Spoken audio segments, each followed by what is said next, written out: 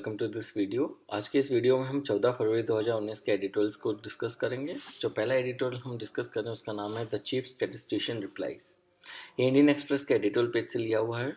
आप इसको general studies paper 2 में स्टडी कर सकते हैं, क्योंकि ये जो चीफ स्टैटिस्टिशियन रिप्लाइज आर्टिकल है इसके अंदर हम national statistical council commission of India की बात करेंगे। सो आप इसको गवर्नमेंट इंस्टीट्यूशंस के साथ स्टडी कर सकते हैं।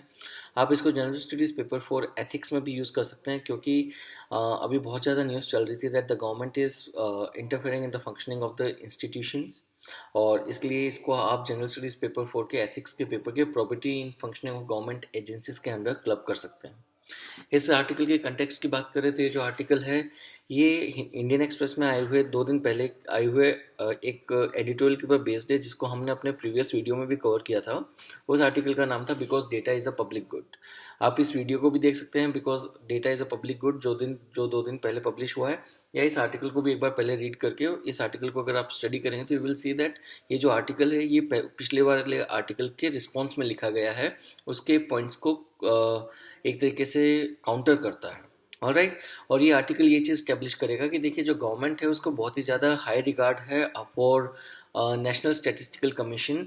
और ये जो अभी रिसेंटली जो नेशनल स्टैटिस्टिकल कमीशन के 2 मेंबर्स हैं, पीसी मोहनन एंड जेवी मीनाक्षी, उन्होंने जो रिजिग्नेशन दिया है इट इज़ वेरी अनफॉर्चुनेट। चलिए आगे बात करते हैं। अगले सेक्शन में जो ऑथर हैं वो इंटरनेशनल रिस्पेक्ट की बात करते हैं ऑफिशियल स्टैटिस्टिक्स के लिए। तो वो कहते हैं कि देखिए दुनिया की ऑलमोस्ट हर कंट्री ऑफिशियल स्टैटिस्टिक्स को बहुत ही प्योर और पायस चीज़ मानती है, बहुत ही प्योर चीज़ मानती है, और बहुत ही ज़्यादा हाई रिस्पेक्ट शो करती है ऑफिशियल डेटा एंड स्टैटिस्टिक्स को। और ये जो कंट्रीज़ हैं जो ऑफिशियल स्टैटिस्टिक्स और को या ऑफिशियल डेटा को बहुत ही प्योर चीज़ मानती हैं, they see publishing of this official data as a social honour. और ये जो डेटा जो पब्लिश होता है उसको एक पब्लिक गुड की तौर पे देखा जाता है जो जनता को देना है फ्रॉम द गवर्नमेंट। ऑलराइट, ऐसे सच लाइक माइंडेड कंट्रीज ने एफर्ट्स करके यूनाइटेड नेशन को एक fundamental principles of official statistics को अडॉप्ट करने के लिए मजबूर कर दिया, जो यूनाइटेड नेशंस ने जनवरी 2014 में अडॉप्ट कर लिया है। अगर आप इंडियन एफर्ट्स की बात करें about maintaining the highest standards of official statistics, तो ये चीज़ देखी जाएगी दैट इंडिया ने फ्रॉम टाइम टू टाइम बहुत सारी अलग अलग कमिटीज़ कंस्टिट्यूट कर रखी हैं इन द पास्ट, जो किसी भी जो हमारे नेशनल स्टैटिस्टिकल सिस्टम है उसकी फंक्शनिंग को काफ़ी इम्प्रूव करती हैं। One of the biggest step in this direction, one of the biggest step in establishing a credible national statistical system was seen in constitution of C Rangarajan committee. जो C Rangarajan committee establish हुई थी उसने 2 institutions की स्थापना करी। पहली है national statistical commission और दूसरी है चीफ स्टैटिस्टिशियन ऑफ इंडिया। उसके अलावा जो गवर्नमेंट है उसने United nation fundamental principles of official statistics को भी फॉर्मली अडॉप्ट कर लिया इन मई 2016। अभी रिसेंटली गवर्नमेंट एक code of professional ethics for national statistical commission भी ड्राफ्ट कर रही है, जो इस नेशनल स्टैटिस्टिकल कमीशन को ऑटोनॉमी और इंडिपेंडेंस दोनों प्रोवाइड करेगी। अपार्ट फ्रॉम दैट जो हमारा ministry of statistics and policy implementation है उसके द्वारा कंडक्ट करे जाने वाली डिफरेंट सर्वेज हैं, उनकी भी जो विड्थ है, उनकी भी जो कवरेज है वो लगातार बढ़ती जा रही है। और अभी बहुत ही ज़्यादा नए नए सर्वे मिनिस्ट्री इंट्रोड्यूस करना चाह रही है, which can be seen in the form of number 1 economic census of establishment, number 2 annual survey of services sector establishment, number 3 annual survey of unincorporated sectors, number 4 national data warehouse on official statistics etcetera. So देखा जाए तो हमारे यहाँ पे official statistics के towards जो government का attitude है वो काफ़ी पॉजिटिव है, और government is going to increase the coverage of the statistics surveys as well as data collection in various other dimension. चलिए अगले सेक्शन में जो ऑथर है वो नेशनल स्टैटिस्टिकल कमीशन को डिस्कस करते हैं, और ऑथर कहते हैं कि देखिए कि जो नेशनल स्टैटिस्टिकल कमीशन है वो 2005 में एक रेगुलर बॉडी के तौर पे स्टैब्लिश करी गई by the executive order of the government. इसका जो मैंडेट है वो है पॉलिसीज को इवॉल्व करना, उनको प्रायोरिटाइज करना, और to set standards in statistical matters. जो नेशनल स्टैटिस्टिकल कमीशन है इट कंप्राइजेज ऑफ 1 चेयरमैन, इसके 5 मेंबर्स होते हैं along with ex officio member जो कि CEO ऑफ नीति आयोग हैं। उसके अलावा चीफ स्टैटिस्टिशियन भी इसके मेंबर हैं। अपार्ट फ्रॉम दैट जो secretary of the government of India in the ministry of statistics and programme implementation है, वो इसके सेक्रेटरी के तौर पे भी काम करते हैं। ऑलराइट, जो चेयरमैन और मेंबर्स होते हैं, they are the leading experts in the field of statistics, economics and demography. जो नेशनल स्टैटिस्टिकल कमीशन की जो रिकमेंडेशंस हैं वो सारी की सारी रिकमेंडेटरी होती हैं, they are not binding upon the government. Apart from that, जो नेशनल स्टैटिस्टिकल फंक्शन जो नेशनल स्टैटिस्टिकल सिस्टम है, वो सारा का सारा सिस्टम नेशनल स्टैटिस्टिकल कमीशन के गाइडेंस और स्ट्रेटेजिक डायरेक्शन के अंडर परफॉर्म करता है। सो this means that the National Statistical Commission is a very important organization in India with respect to official data collection, analysis and publishing. Apart from that, conclusion में author कहते हैं कि देखिए जो official statistics survey है और collection mechanism in India, it has strengthened over time. C. Rangarajan Committee जिसने NSC और CSI दो इंस्टीट्यूशंस की स्थापना करी, या उससे भी पहले अगर आप चले जाते हैं तो 1950 में there was something known as national sample survey. So 1950 में जब नेशनल सैंपल सर्वे स्टार्ट हुआ, उसके बाद 2000 में आपने चीफ स्टैटिस्टिशियन ऑफ इंडिया की पोस्ट क्रिएट करी, आपने नेशनल स्टैटिस्टिकल कमीशन की स्टैब्लिशमेंट करी। विद दैट आज की डेट में जो हमारा नेशनल स्टैटिस्टिकल सिस्टम है, it is continuously expanding over time. नए नए टेक्नोलॉजिकल एडवांसमेंट्स आपने इनकॉर्पोरेट कर रखे हैं। फॉर एग्जांपल, जो सर्वे कलेक्ट करने जाते हैं उनको आपने हैंडहेल्ड डिवाइसेस दे रखे हैं, आपने सैंपल्स का नया तरीका इजाद कर रखा है which is based on technology such as rotational panel sampling. Apart from that, जो हाउस होल्ड्स के सिलेक्शन का क्राइटेरिया वो भी आपने विद टाइम चेंज करते रहते हो to incorporate greater coverage in this particular dimension. And apart from that, for better data collection, you are also using CAPI, which is known as Computer Aided Personal Interview. Alright, so this is the subject matter of the first article that I wanted to discuss. The second important article that I want to discuss is the प्रधानमंत्री किसान challenge. जो प्रधानमंत्री किसान challenge है वो हिंदू के editorial page पे आया था, और आप इसको जनरल स्टडीज पेपर 2 के गवर्नमेंट प्रोग्राम्स एंड पॉलिसीज के अंडर क्लब करके स्टडी कर सकते हैं। इस आर्टिकल के कंटेक्स्ट की बात करें तो ये आर्टिकल इस साल के इंटरिम बजट में जो स्कीम लॉन्च हुई थी जिसका नाम है प्रधानमंत्री किसान सम्मान निधि या PM किसान योजना, उसके ऊपर बेस्ड है।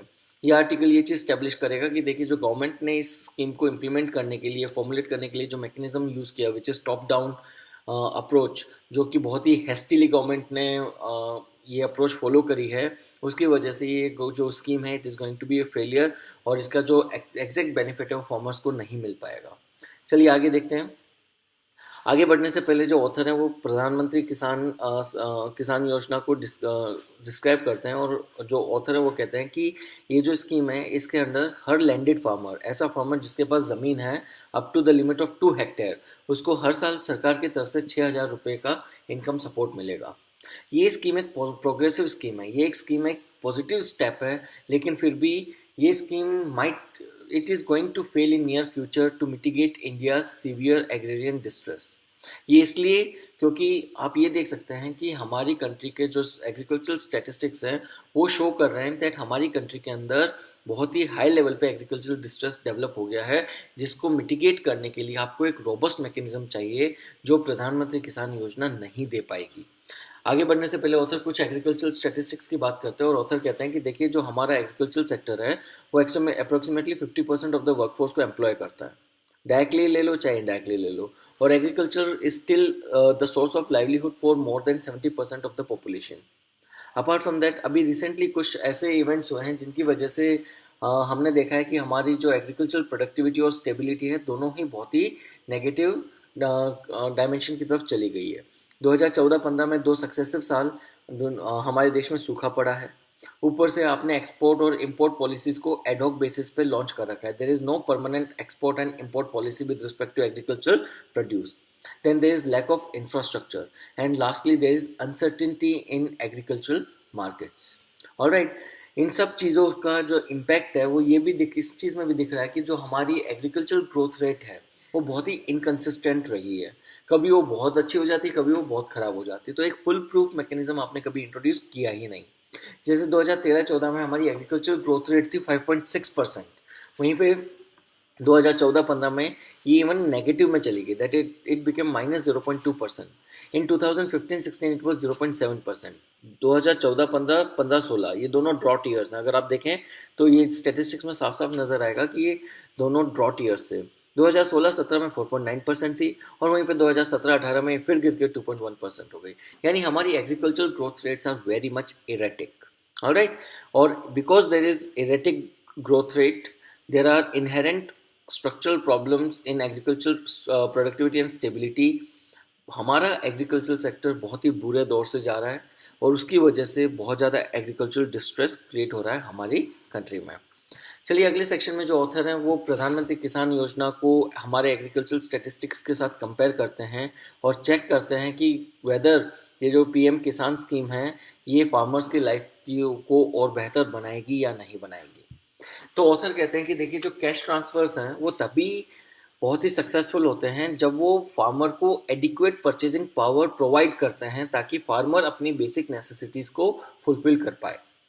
अगर आप भारत की पॉवर्टी लाइन को देखें तो भारत की पॉवर्टी लाइन कहती है कि आपके रूरल एरिया में पॉवर्टी लाइन इज 32 रुपीज़ पर person per day. Urban areas में अगर एक इंसान 47 रुपये पर डे से ज़्यादा कमा रहा है तो ही इज़ नॉट पुअर। इस हिसाब से जो आपने फार्मर को 500 रुपया महीना एक्सटेंड करा है वो बहुत ही कम है, even compare to India's below India's poverty line estimates, alright. So the thing is this, ये जो आपने 500 रुपया महीना जो फार्मर को जो सपोर्ट एक्सटेंड किया है, it is largely insufficient even for farmer to meet the minimum sustenance of vulnerable farmers। ऊपर से जो हमारी जो मार्केट्स हैं वो बहुत ही ज़्यादा वॉलेटाइल हैं, वो बहुत ही ज़्यादा लोकली फ्लक्चुएटिंग हैं।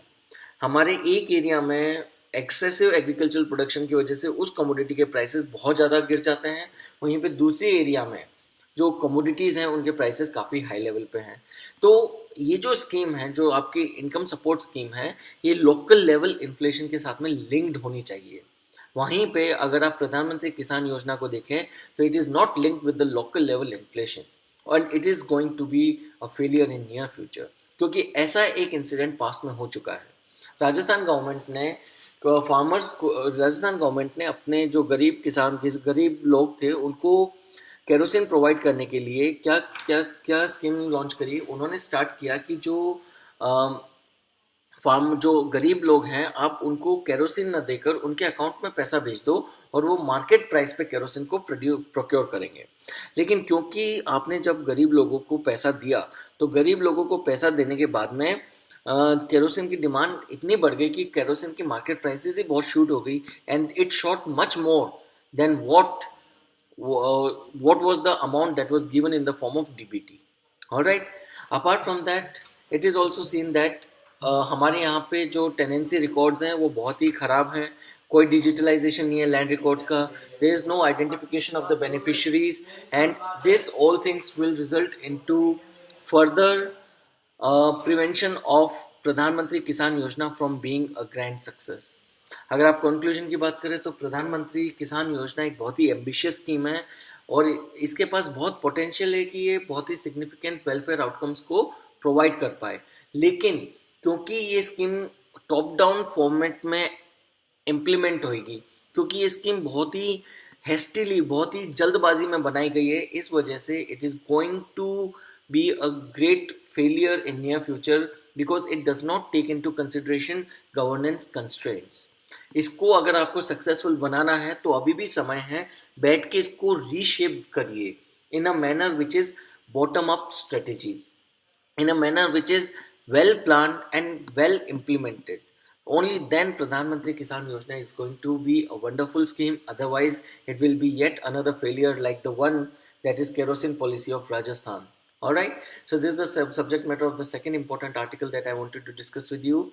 So that's all from my side. Download the summary of these articles from the link given in the description. Thank you very much. Have a great day ahead. Take care. Bye.